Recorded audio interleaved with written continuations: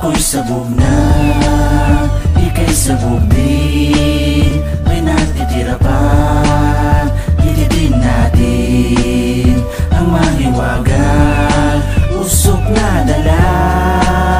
Mamaya biglang ngiti. Ganito yan na simulang kumatikman na para bang lumilipad ang katawan ko sa kalangitan. Dahil kakaiba na darama, napapagkat ang isip na kasama ko si Shaina.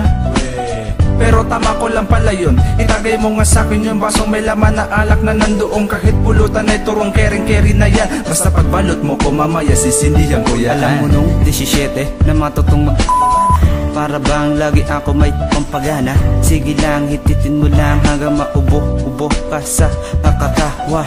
Pakiramdam ko, lumulutang sa hangin ang katawan ko, tila ba parang hangin. Mamaya-maya kakain tayo din sa amin, ang ulam natin.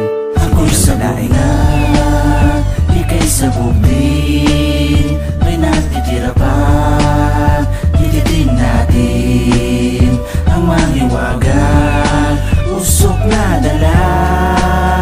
Mamaya biglang ngiti. Ngayon wala na akong pake, kahit sino pa kay katabi. Basta kasama ko si Mommy, kasabi mo ko na talaman. Sige, sabay-sabay natin balutin at ako ang mauna. Paabot nga ko ng lighter. Siguro dumisumot niyan, kasi may makadarating na gagamit ng mga tsuba nga bisita ko doon sa clan. Kung wala ka, halika, lumapit ka.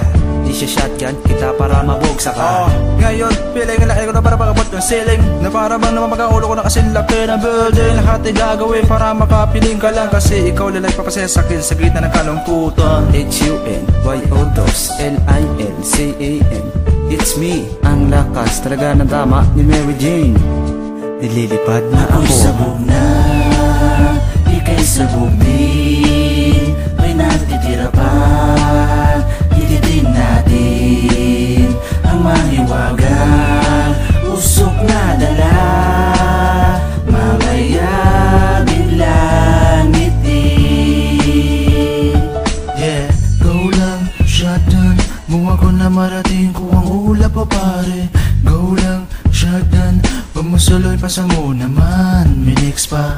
Go lang, shotgun. Muha ko na marating ko ang ulap pa pare. Go lang, shotgun.